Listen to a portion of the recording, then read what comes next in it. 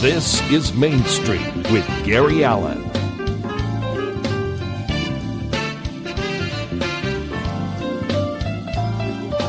Now, here's Gary. And hello, everybody, and welcome to Main Street. Your host, Gary Allen, with you today. God, I love that guy's voice. I wish I knew him. No, it's the truth. I do know who it is. He's one of our guests on the program today. The program today is a very interesting one. And by the way, thank you all very much for your responses on our being on Tuesday nights at 7 p.m. Now, I know if you go on DBTV and you go to the list of shows for Monday through Friday, that it's not on there. There's DB's slowly getting around to changing that. But we are on at 7 p.m. Tuesday nights on DBTV, and there'll be more coming because I've got some more information to give you as we go forward with the weeks. There's a chance in September we'll have Morgan Fairchild on with us. There's a chance we're going to also definitely have Adrian Paul with us, the Highlander. And there's some other good stuff that'll be coming along. John Fogelsong is going to be joining us before too long, along with Richie Mettervini. For those of you in the Miami area, you know his brother Greg Mettervini, both two good friends of mine, and I'm really looking forward to having them. The program today is dedicated to the power of volunteering and networking. The three gentlemen that are on this particular program today believe in volunteering. They believe in networking.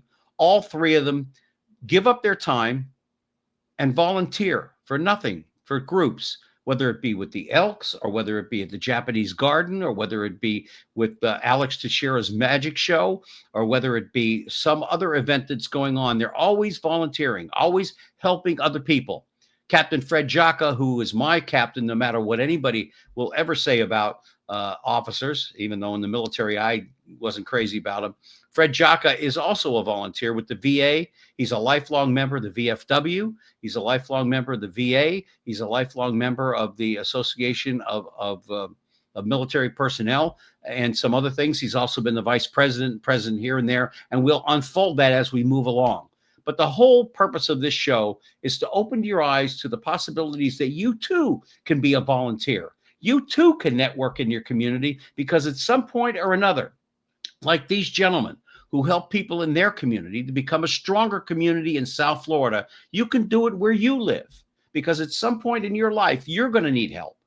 And if you don't get that help, you're going to have to turn around and say, well, isn't there anybody here to help me? Well, if you see somebody that needs help, even if you can't help them directly, find out how you can help them. Because again, someday you're going to need some help and you're going to be grateful that there's somebody there to help you, as there will be people there to help other people.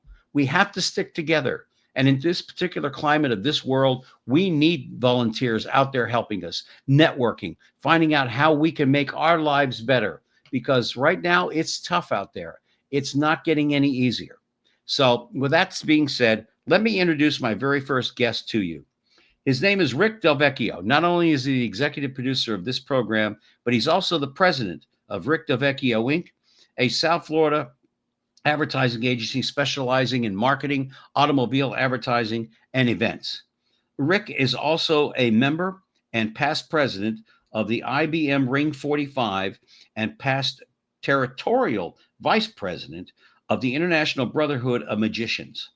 Rick is also is a lifelong member of the Brotherhood of Musicians. I always want to say magicians, and the American Musicians, and the Secretary of the American Musicians. Mr. Del Vecchio is also a member of the Elks Lodge 1676, where he served as Lodge Secretary, Treasurer, and two-time President.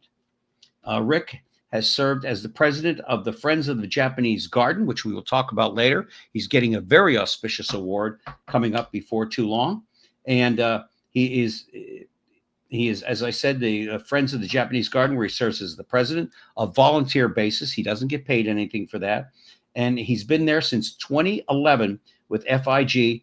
It's a 501c3 non-for-profit organization. Would you please welcome Mr. Rick Del Vecchio to the program? Hey, Gary, how you doing? It's great to be back again. Yes, sir. And this is where you kind of take over from here and introduce our two wonderful guests, my captain, Fred Jaca, as well as the voice of this particular program. God, I wish I knew the guy, Alex Teixeira. Yeah, well, we have a lot to talk about today because you mentioned several organizations. We want to hit on all of them and tell you what we do. And we actually have a chronological list of things happening in July and August with 3 or 4 different of these organizations.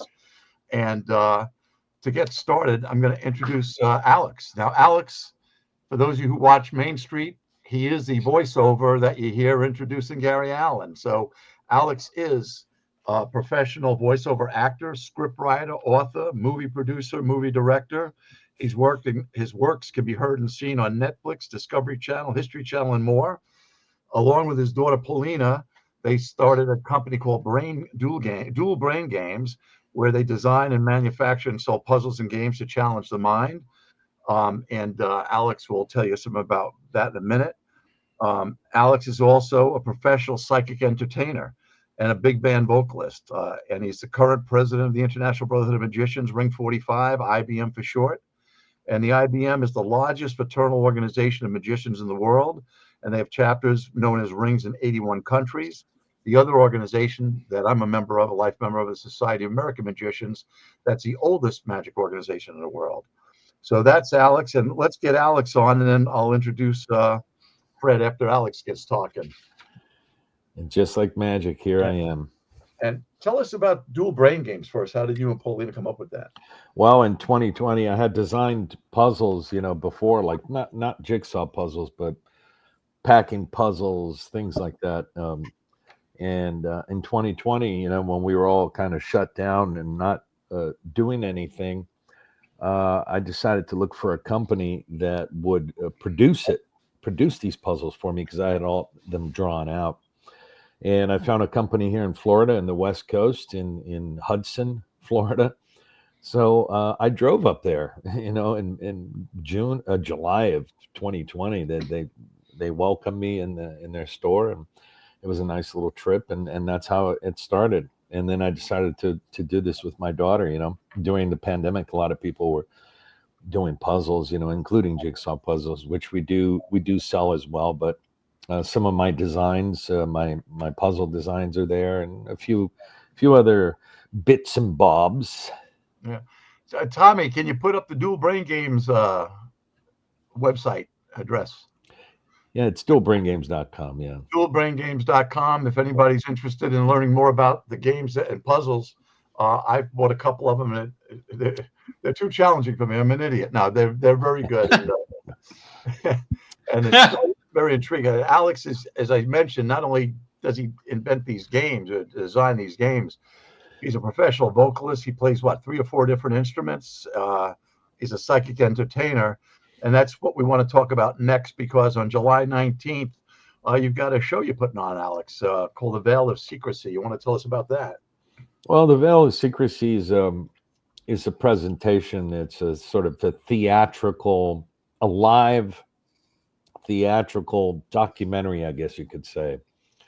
It's based on a exorcism document that is meant strictly for the Holy See. There's something within the Vatican and the Vatican archives that got out. And so as a paranormal investigator, I go through this whole presentation where a discovery has been made within this document. So a little story unfolds, but basically it's sort of a live theatrical documentary. It's a unique type of presentation, but we're doing that on the 19th, so next Saturday. Right. That's in Miami, and you can see below, that's the link to go buy tickets. It's in Miami, Florida. There's the seating is limited, so try to get your tickets right away. Okay? Yeah, it's good for small audiences. Right. Okay. I would imagine, Alex, real quick, if I can just interject here, that a lot of people are going to want to know about the Vatican. I mean, they keep a lot of things downstairs in secret in their vaults, books, hundreds of thousands of books and papers. And a lot of it, people speculate, have a lot to do with the crimes and misdemeanors that the Vatican has perpetrated over the years. Yeah, I don't know anything about that. I'm speaking, strictly. I mean, I've heard things. It's a big mystery what's in the Vatican archives, I guess. But Yeah. yeah, I'm speaking strictly on this exorcism document of a 12-year-old boy from Dubuque, Iowa, in the 70s. And it's, like I said, a theatrical presentation. It's hard to label it because it's unlike what people have usually seen, but it is partially educational because you will learn some interesting things. You will be slightly spooked. It's fun. Absolutely, Yeah. absolutely. And I would imagine again, Tommy, please put up that where people can get go online and there you go, there you go. Yeah, I'd like to do this is the third time I'm going to be doing this presentation. I prefer presenting this to smaller audiences, up to about 40 people. Yeah, Sort of a parlor performance. yeah. You know, What's the most often asked? Do you do Q&A afterwards? I have. We were discussing that the other day. I did do it the first time, so people will ask different things about the case. Um, I may do it this time. It just depends on the time, on how long it takes to do it. It's about an hour. The whole thing will be about an hour. But Oh, okay. if it doesn't go longer, then maybe I will open up to a Q&A. We do that sometimes, and people will ask about if that boy is still alive today, um, what happened to him. The thing is that the boy's name is not revealed, because Hmm. the document does not reveal the boy's name. There's a lot of redacted sort of information in the communication between the boy's mother and like I said, it's a live sort of documentary experience, Right. where a mystery is unveiled, and then a lot of details about this particular exorcism, which is unusual and rare. Well, real quick, and then Rick, I know you want to move forward, but aren't there priests that are specifically their jobs are for they're trained in exorcisms?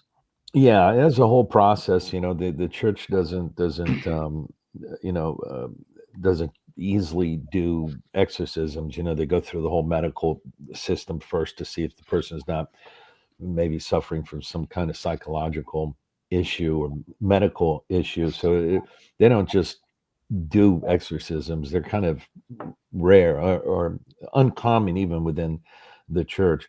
But yeah, the an archbishop that is um, that is you know appointed by the Pope to do exorcisms. So there's those are the people who will actually do the exorcism. Usually, Okay. people will approach a church and talk to a priest, and then it gets to the archbishop to do those Yeah, things. It's, I don't have to go very far. I got a priest, I got a bishop in my family, my brother. So it's oh, like there you I don't go. have to go very far. Rick, it's your turn. Well, okay, as you mentioned, I'm president of the Friends of the Japanese Garden, and I got into it in 2005. A good friend of mine, Robert Parenti, was director of film and entertainment for the city of Miami, and of Hmm. course, I've been in advertising. And he called me up and says the city's having a week-long festival, well, not festival, but get together, a summit with Kagoshima, Japan, which is our sister city. And he Hmm. asked if I'd help with some premium items, shirts, hats, things like that. I said, sure. So I attended the first meeting, and there was a woman named Agnes Youngblood. Her Japanese name is Takeko, and Youngblood was her married name. And she was there, and she was the founder of the Friends of Japanese Garden. So I met her in 2005. And what happened was the gentleman that was going to handle the public relations said, "This is too much work for me to do pro bono. I can't do it." So Robert got me and Mike Pollard to do it, and we did. And this is where we talk about networking. Through Robert, I met Agnes. Through Agnes, I got involved with the Friends of Japanese Garden. And then I also brought one of our clients, Armstrong Toyota, in, and Bill Armstrong put up a $25,000 Toyota as a raffle prize. And at the end of the week, of course, during the week, it was mostly meetings. You're talking about trade and whatnot, but they had entertainment throughout the whole week, and I was in charge of a lot of the entertainment. And we finished up at Bayfront Park. Jason Ace, who is a member of the Magic Club, I brought the magicians into it. I brought the advertising portion into it, and I also brought in a car dealer to sponsor the event.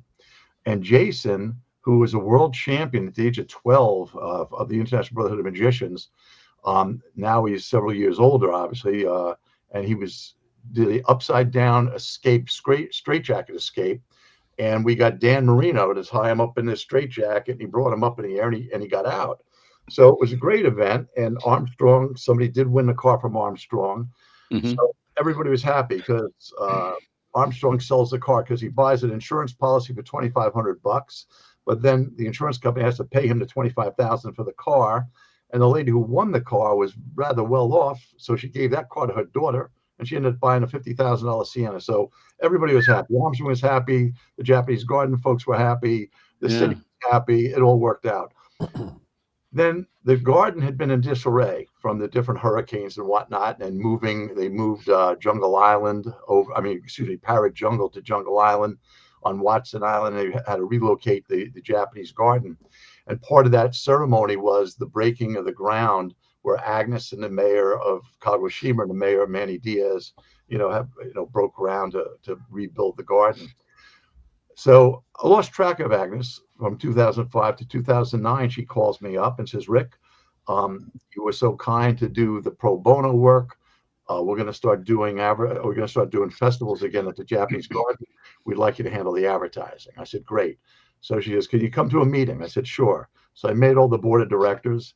At the end of the meeting, Agnes says, "Boy, I wish the city would have a better sound system. The sound system stinks. It's staticky. It's not that powerful." And like an idiot, I say, "I have a sound system we can borrow because through Magic, we have a beautiful sound system." So she goes, "Oh, Rick, that'd be great, but we don't want to be responsible for it. So can you come to the events?" She got I'm out the real man. So I've been volunteering since 2009. And then in 2011, a fellow named Richard Freelander, who was a professor at the University of Miami, he had been the president. And sadly, his wife got cancer, and he had to resign, and nobody else wanted the job. So I became president of the organization in 2011. Yeah. And since then, Mike Poller, who is my partner in crime and advertising, I brought Mike Poller into it. I brought Parenti into it back in 2009 when I got hooked up, and he was our government relations. And together we worked with the city, because there's 485 parks in the city of Miami, and budgets are always tight. So part of the mission statement of Japanese Garden, Friends of Japanese Garden, is to work with the city to try to help maintain and promote the garden, as well as promote the Japanese culture. Right. And we do that. And we were working with the city, and Robert was great because he knew everybody at the city because he'd been there for 8 years. We got a lot of stuff done that needed to be repaired. And unfortunately, about 2 years after we worked together, Robert passed away. But Mike and we videotaped the improvements they made at the garden, and Robert was very thrilled with that, and so were we. Since then, So that's a prime example of you being kind of dragged into being a volunteer. Then you became the president. And through that, your networking and everything, you've been able to not only help the Japanese Garden, but you've also been able to help other organizations along the way with your volunteerism and your networking. It's working beautifully, because I know Alex is also part of the Japanese Garden because he plays Japanese flutes. Exactly. And also does psychic readings from a haiku book, which is a Japanese poetry book, correct, Alex? Well, yeah, I do some mentalism performances there, and we do some fun things in our booth. We always have a booth, my daughter and I, at the Japanese festival. But yeah, networking is everything. That's how you move things forward. People have different skills, different abilities, different knowledge. You put people together, you work together to move your projects forward. And Alex, it's like being on the set of a movie or a part of a baseball team. This person has this strength. This person has this strength. and it comes together and it all works as a unit. That's how movies are done that I was ever in. I know for you the same thing. Networking brought you to me to do the voiceover for our program, and we've been friends ever since. And it's a wonderful thing. And our next guest who'll come on, but before I get to that though, Mr. Del Vecchio. Yes, sir. On July 23rd. Yeah. You're going to be honored with one of the most prestigious awards that can be honored to anyone connected with the Japanese garden. The Emperor of Japan Order of the Rising Sun, which is an extremely prestigious award. And you're going to be there. Members of your family will be there as well. Yeah. Speak a little bit about how this came about. And I'm so proud of you. For those of you who don't know, Mr. Del Vecchio and I have been friends for almost 40 years now. 40 years, and we're like friends. We're like brothers. And this is so wonderful. I wish I could get down there to be part of that, but I can't. But talk about this prestigious award coming to you from the country of Japan. Sure. Well, it goes back last year. The organization, Friends of Japanese Garden, was awarded. I guess it was sometime mid last year. We were noted that we were going to be subject to an award, and then in January 24th, we did receive a certificate of commendation from the Foreign Minister of Japan, the Minister of Foreign Affairs of Japan, and that they presented it to me as president. But again, that was given to the Friends of Japanese Garden. That was a great celebration, January 24th of this year, and Commissioner Ken Russell was there. And Commissioner Russell is not a member of the Japanese Garden, but he's a commissioner that I worked with for 6 to 8 years to try to get a lot of this stuff done. Again, networking. So I invited him, and he was in the picture with me, and I had a picture taken with the Consul General of Japan and the award, and I had all the girls. Now, the French, Robert Parenti, who passed away, was of Italian descent. I'm of Italian descent, and Mike Paul is a Jew.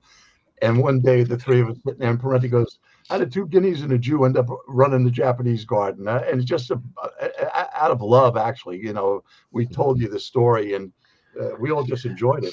But now, to make it authentic, all my board members are Japanese ladies, okay? Akiko Iwater, Michio Ishii Sloan, Maya Nakamura, Akiko, Adrian Aiko Thompson, and then a young Chinese lady named Amy Chu. And the reason why I want to mention Amy, she's been a board member for about 2 years now. Before that, she was a volunteer. And getting back to the Japanese garden real quick, we put 3 events on a year, 3 festivals. They're free. I write a government grant, and we rely on volunteers. Each event, we get 800 to 1,000 people. We get 25 to 30 student volunteers, okay? And let me tell you something. I'm the president of the Japanese Garden, but you know what? Those volunteers are my boss, because we could not put those festivals on without those student volunteers. And they do it for student credits, for community service credits. So again, it helps out the educational system. It helps these students get community credits. And like I said, without them, we couldn't put these festivals on. So, there again, it's the networking, the volunteerism, and working as a team. Yeah. And like I said, I appreciate every one of those volunteers. And I just figured it out. I did some math. We've had over 1,100 volunteers in the past 15 years since I've been there. 1,100 people that helped us put on those events. Without that, we wouldn't be able to do it.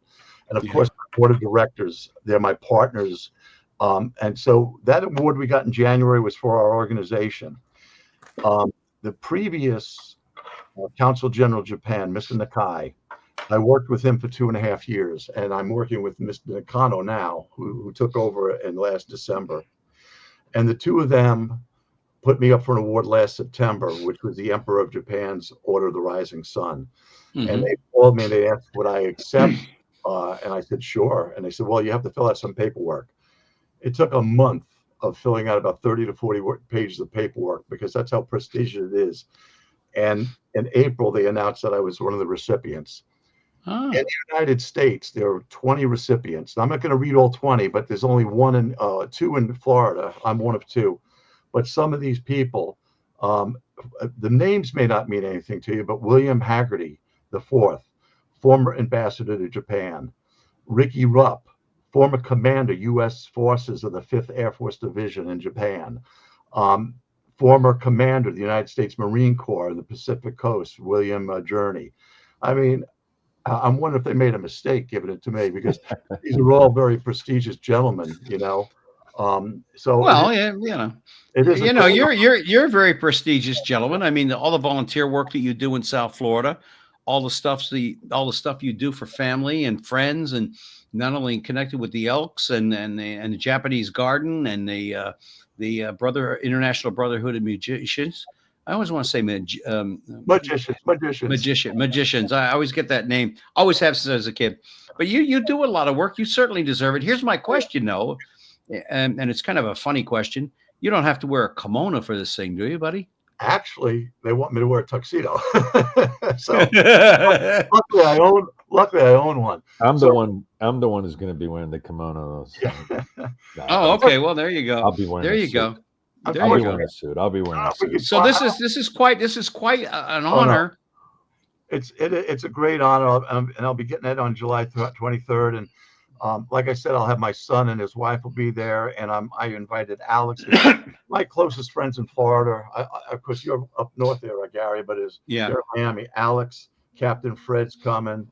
Another fellow, Reggie Hernandez, and his wife Vecchio. Well, I mean, Rick, if you made Swedish meatballs, I'd find a way to get there. So that's my favorite thing. That's going to happen on the 23rd of July. Now we're going to move right along. I will bring Captain Fred here, but July 6th, South Miami Coral Gables Elks Lodge. It's our 80th anniversary, and we're having a great celebration. We're going to have. Well, let's get Fred in here. Let me introduce Fred. Captain Fred. How you doing? Hey, Fred. How's it going? Okay. Captain Fred Jaca served our country proudly for 20 years. This included 2 tours of duty in Vietnam, where he served proudly with the 173rd Airborne. Captain Fred is also a life member of the VFW and American Legion. He's a retired, semi-retired. He says he's retired, Jaca Roofing and Building Inspectors. But every time I call him, I hear him. He's on a roof somewhere working. You know, you're crazy, Fred. But he's also been a proud member of the South Miami Coral Gables Elks Lodge, having served for over 40 years. He's a life member of the Elks, and he's also my co-grant writer. And we use the funds. We've written more grants, Fred and I, in the state of Florida than any other elk lodge for 2 years in a row. And hopefully this year we'll get all our grants. It'll be 3 years in a row. And we use most of that money, probably about $70,000 over the past 2 or 3 years, to help homeless veterans. So, Fred, talk a little bit about first our 80th anniversary. I mean, I can help you with it. I know what we're having for dinner, and then we'll talk about the veterans that we help. Well, before you get to that, I want to say something, if I may. Sure, it's your show. Well, I mean, but it's your gentleman. This gentleman, Captain Fred Jaca, was not my CO in Vietnam. I was in the United States Air Force. He was the United States Army.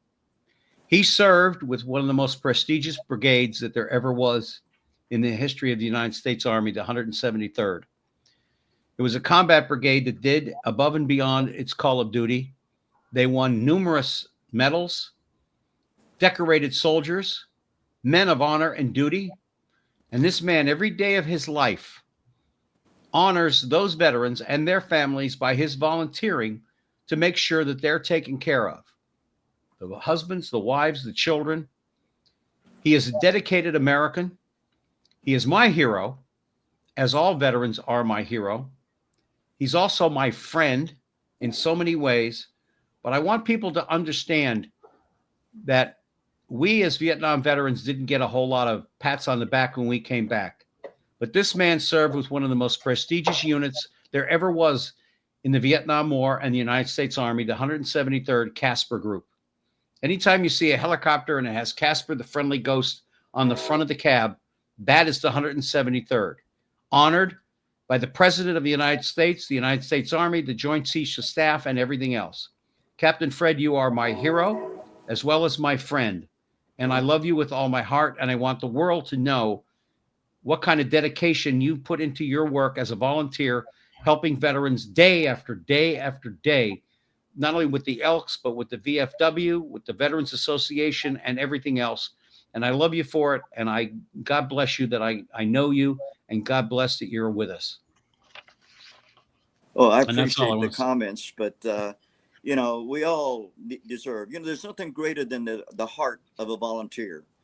And like Rick's mentioned and Alex has mentioned, some of the things that we do are so precious and committed by us to do these things for the. I, as a Vietnam veteran, don't want to see any future generation go through what we had to go through in the 60s, which is, something that haunts me to this day. I appreciate when people come up to me and say, thank you for your service.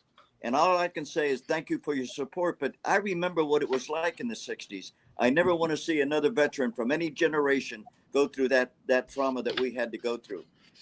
Us as Elks members, and I got to give a lot of kudos to Rick because he's the forerunner as far as those grants are concerned. The money that we get for those grants go to different organizations. We take it to the PTS Center. We take it to the Women's Center at the Miami VA. We go to the homeless shelter. We bring backpacks. We bring food. We get volunteers to pack this stuff and send it out. I go bridge by bridge when I see guys standing underneath the bridge or at a bus stop with their grocery cart with all their belongings. I personally give those gift cards for food so that they can have something to do. When I was on active duty, I had the privilege and honor of serving with guys that, I am very grateful to be sitting in this chair right now talking to you people. And it was attributed to the guys that I served with. I felt honored and privileged to be able to have those guys. And let me tell you something. When we got back, most of us had a good support system that we could depend on that would help us out. A lot of the guys that you see at a bus stop or at a bridge or any place else, that they didn't have that, so they have to revert to drugs or whatever else they have to do to survive. So I've made that a mission in my life to make sure that those guys get some kind of assistance and not to be forgotten. They're going to send an 18, 19-year-old kid to go fight a war someplace. You better take care of that man when he gets back, because that is definitely something that we've kind of neglected over the years and not giving them the support that they have. Now, don't get me wrong. Some of these guys don't want it. You know what I'm saying? They just feel like they're, in a world of their own. But it's something that we have to do. Don't get me wrong. There's a lot of organizations that do what we do with the Elks. I'm very proud of the fact of what I do. And I made that a mission in life to do these things for veterans that I see on the road. But let me tell you something. There's other units to do that. The VFW, the Moose, although they have them too. And I got to give them kudos for what they do. The VFW especially. We have a number of VFW members in our lodge. And let me tell you something. They're just as good a volunteer as any one of us that are on the show right now. And I got to give them a lot of kudos. But, when Rick mentioned the things that we do, as far as those grants are concerned, you have to see the expression on some of these guys when you go up to them and give them a gift card. It ain't much, anywhere from $15 to $25 gift cards for them to go buy food. I prefer it to go to a place that they can buy food instead of using it for other items, which I'm sure some of them do. Don't get me wrong.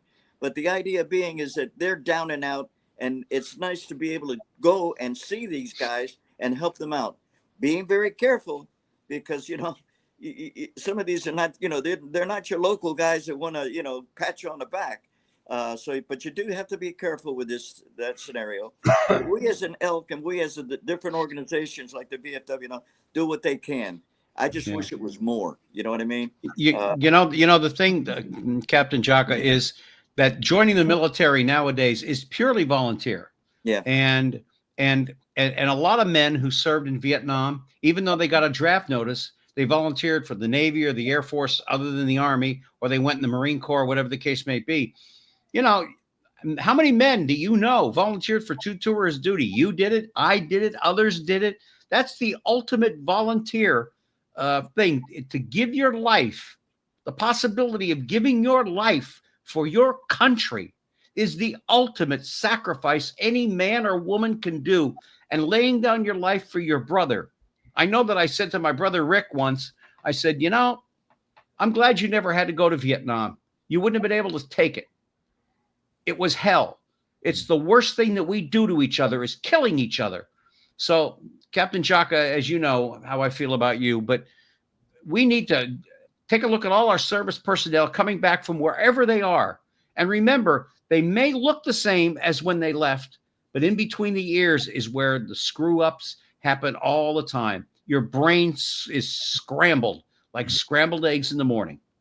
You got to remember, these guys, when they leave that combat zone and come home or come wherever they want to go, that combat zone does not leave them. There's every night people think about what they've done. We have seen the best of mankind, but we've also seen the worst of mankind. And these guys have to live with it. Some guys were killed in Vietnam, but didn't die until they got back to the States because of Agent Orange and some of the other things that they deal with PTSD and those kind of things. There's a lack. I don't want to say a lack, but I definitely think that a lot more can be done for those guys that you see on the street that need the help. And I don't want to see that happen to any other generation. You would think that we would learn our lessons from Vietnam in Afghanistan and Iraq. We didn't. You know, these guys are not getting the treatment that they should completely. And, you know, some of them are in it to try to get some kind of disability or this or that.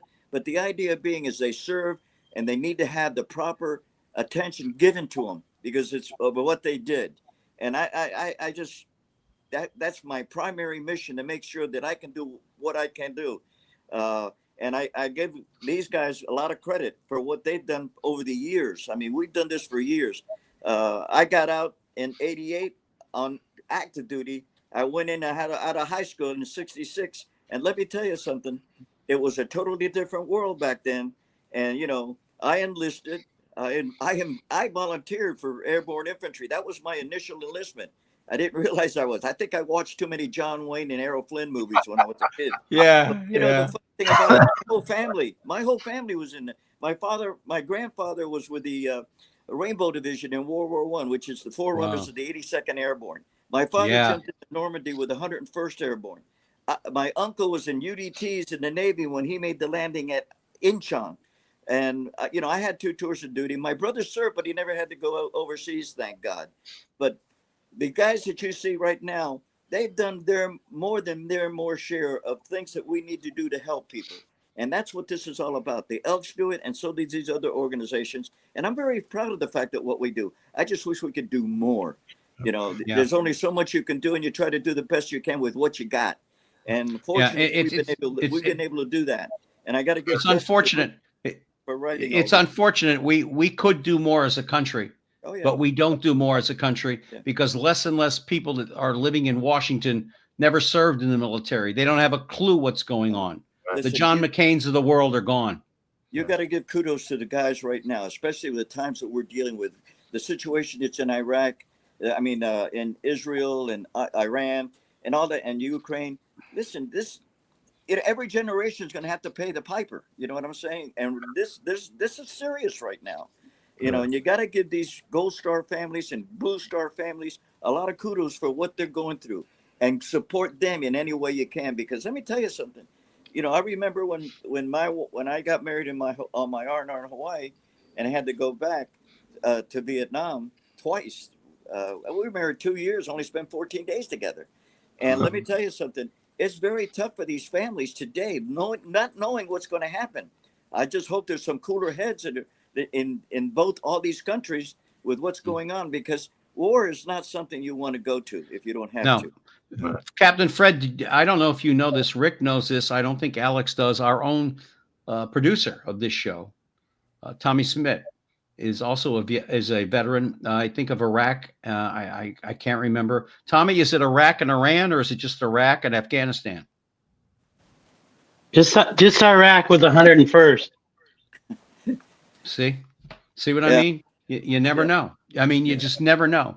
But Captain, you do above and beyond. Rick does above and beyond. Alex, I know you do as a member of the Elks, and it comes down to volunteerism. And as I said at the top of the program, ladies and gentlemen, if you see somebody who needs help, a veteran or otherwise, a family, do something. If you can't do something directly, find somebody that can, because someday you're going to need the help, and you're going to wish to God somebody was there. Rick? Gary, I just want to move this along because, again, volunteerism, the Elks are fantastic. Elks National Foundation, has $600 million, and we use the principle for that they write their grants, let us write the grants. So I'm thankful for that organization.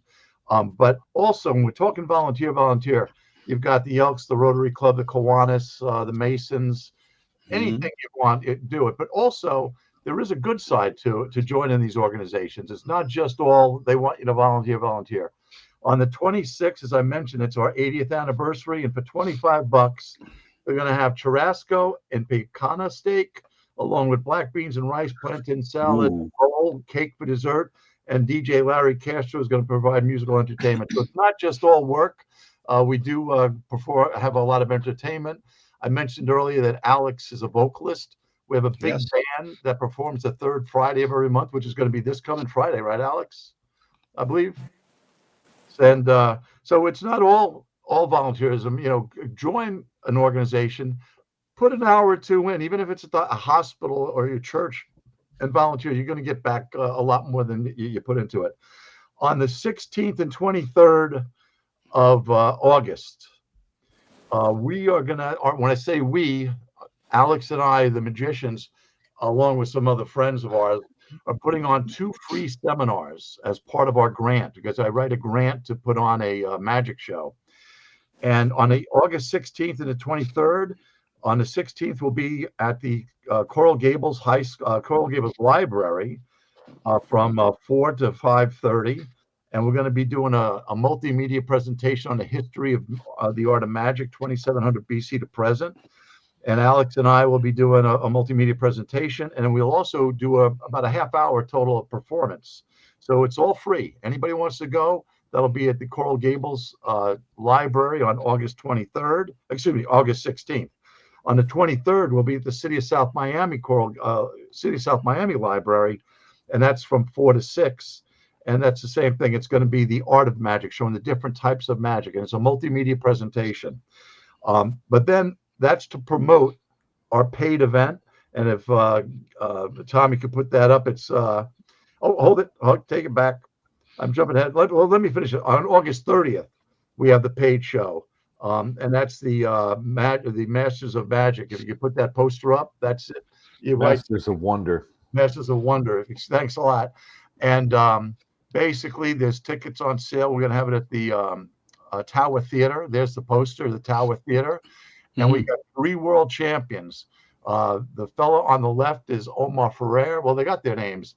Omar was the 2017 IBM SAM Joint Convention World Champion.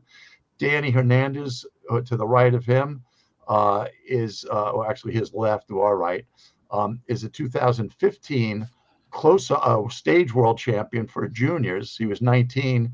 He's making a full-time living now in Denver, working universities and private gigs. And Roger Ruiz, the main guy there, was a 2024 IBM world champion out in Tacoma, Washington. And let me tell you what it takes. The IBM is in 81 countries, and people from all over the world compete. But to compete, you have to send a video. And then there's a team that decides who are the top videos. And they maybe let 20 people actually compete. And from that, the best in the world is picked. And our Magic Club, these guys are all a member of our Magic Club here in Miami. So we're very lucky to have these guys. And that's going to be on August 30th. Now, I did miss something. On August 26th, this is going back to the Elks now and networking. One of the grants we write is for autism awareness. And my co-writer of that grant is Ramon Matos, who's a past president of our lodge. Ramon is a member of the spectrum. He's autistic. And he put me together with the University of Miami Southeast Nova University card program, that's Center for Autism and Related Disabilities. And what we do is I write a grant, and we have 4 events a year at our lodge where the autism folks and their families and caregivers can come and relax and enjoy a day of fun and games and entertainment. And on August 26th, there's going to be a luncheon at the University of Miami. This year, this is our second year working with the university. They're going to present us, the Elks, 1676 with Outstanding Community Partner of the Year Award. So again, it's the networking. It's the ENF grant, networking with Ramon and the University of Miami, working together to put these events together. And again, we get 20 to 30 volunteers from our Elks Lodge to help out with each one of the events because there's a lot of work that goes into it. So, but it's great. We never expected to get an award from the university, and this is a nice honor for our lodge to get as well. And the last event that we're going to talk about is August 31st, and that's going to be the card program's third quarter event, and it's going to be a line dance with food and drinks and whatnot, soft drinks, and that's going to be on August 31st at our Elks Lodge. And we get about 100 or so people show up for that, and it's free. It doesn't cost anybody anything because the E&F grant that we get pays for it all. And that's the events we have going on in July and August. But now getting back to the volunteering, like Captain Fred and Alex, we are involved with the Magic Club, the Elks, the Japanese Garden, the VA, the University of Miami, and all from just actually from the Magic, because the way me and Alex got involved with the Elks is back 20 years ago. We were looking for a place to meet, and one of our members, Jim Progress, was also a member of the Elks. He says, look, why don't we meet at the Elks? So we started meeting there 19 years ago. And, we've donated over $30,000, $40,000 that we've raised for the Elks doing Magic events. We've done co-events to raise funds for the Elks. And it's been a great experience. And through that, again, it just spreads. It just mushrooms out from the Magics to the advertising through Apollo and Jordan with our clients, to the Japanese Garden. The Japanese Garden 2 years ago, we had a state president visit, and we hosted an afternoon event where we had sushi demonstration and free sushi for everybody. We had a martial arts demonstration. We had taiko drummers. We had ikebana demonstrations, the art of flower arrangement. We had origami, and we also had, I think, origami and calligraphy, where they wrote the people's names. And everybody from the Elks who came from the state of Florida, they enjoyed themselves immensely. And again, it's all networking, working with each other for the good of all organizations. And that's the one message we want to get across, is that no matter what, if you only do an hour or two a week, find an organization, and you're going to find out that it's very rewarding. Okay. I know I do it because I can't afford to write a check, but I could afford to give my time. Well, you've got to get out of here because you got to go be somewhere. Yeah, I have to go pick up my wife. But other than that, you guys finish up, talk a little bit about the charity work we do. And Fred, Alex, thanks a lot. Of course, I'll be seeing you guys any day now. And Gary, I want to thank you for putting this on, and having no problem. Absolutely. Thank you, Rick Del Vecchio. And I'll be talking to you later on this evening, and we'll carry on for about another 5 or 6 minutes or so, and then we'll close up the program. All right. Alex, you also have a lot to do with the Japanese Gardens as well as Rick.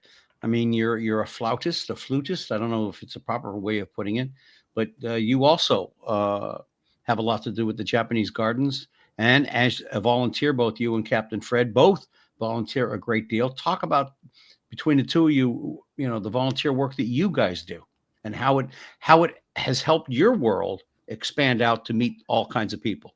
Well, I can tell you that as the president of the International Brotherhood of Magicians, we have done a lot of stuff with the Elks, a lot of free performances for the Elks to help raise money for the organization, so that the organization can then, help the veterans and children and, all the other things that the Elks do. So we do volunteer. The Magicians, the International Brotherhood of Magicians, our Ring 45 in Miami does do community performances and things like that to introduce, children or anyone into the history of magic and the different forms of magic that exist. And I feel like we're in a new golden age of magic. You had a previous golden age, but it's all over TV, and a lot of magicians are getting work performing. Mm-hmm. So we're able to then volunteer and do, pro bono performances to help different organizations, primarily the Elks, because we're Elks, right? Yeah. But Yeah. and through the Japanese garden, it's I play bamboo flutes, the shakuhachi, it's Japanese flutes. So I go and I play flutes there, and I'll perform some mind reading and mentalism with haiku, which is Japanese poetry, and different things involved with the culture. It's fun. It's a lot of fun. I love it. Yeah. My daughter and I both love the festival, which is held 3 times a year. The next one's going to be in November, Mm-hmm. and we love it. We always attend it, and we always do things there. So it's wonderful. The And Elks. Fred, yeah, go ahead, So long Fred. as there's a veteran, the Elks will never forget them. You know what I'm saying? Right. And that's Yeah. that we have to invest in everybody's mind. We enjoy the fruits for what these 1% of the nation's population contribute to keep the peace that we have and to keep the life that we enjoy in this country. And that should never be forgotten. And I just hope that we can continue this not only in our organization but the other organizations, so that anything that we can do to make someone's life a little bit better, even if it's for a moment, it's Mhm. better than nothing. And that's what's important.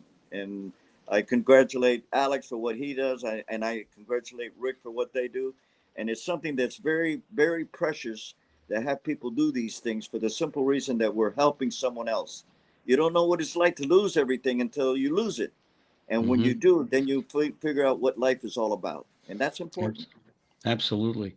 Well, I just want to thank you, gentlemen. I want to thank Rick Del Vecchio, Alex Teixeira, and Captain Fred Jaca for joining us today. We talk about volunteerism, networking throughout your community. And as I've said 2 or 3 times already, if you see somebody that needs your help Oh, or who yeah. needs help, whether it be a veteran or not, and you can do something to help them, don't turn your away and say, oh, I don't have time in my life. I don't. Well, because someday you're going to wish somebody was there for you to not say, oh, I don't have the time to help that person. You're going to need the help too. We all do, sooner or later, because life isn't free. Freedom isn't free. You got to pay the piper somewhere or another. So if you can do it by volunteering, it'll make you feel better. And you might make a friend or 2 or 3. And you Mm. never know how it'll help your life blossom and make it more richer than you already have it. As far as this country is concerned, even our poorest of the poor are richer than other countries Oh, yeah. that Captain Fred and I have seen 1,000 times over. So, with that being said, thank you, gentlemen, very much for joining us on Main Street. I want to thank all of you out there for joining us on Main Street. Until next time, please do yourselves a favor. Please, God bless you. Take care of your families and take care of yourselves. And bye bye for now.